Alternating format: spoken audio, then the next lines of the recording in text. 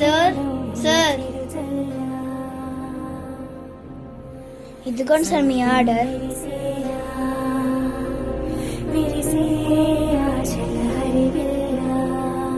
బుద్ధుందా లేదా నీకు? నీ కూతురుతో పని చేపిస్తావా? అన్నా అది కాదన్నా. నేను నోర్మై, నేను చూస్తుంటే అసహ్యం వేస్తుంది.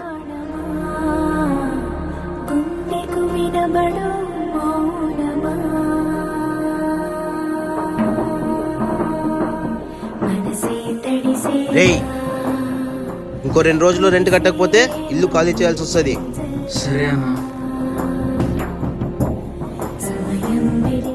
నాన్న నేను నీతో పాటు వచ్చి హెల్ప్ చేస్తాను అన్న.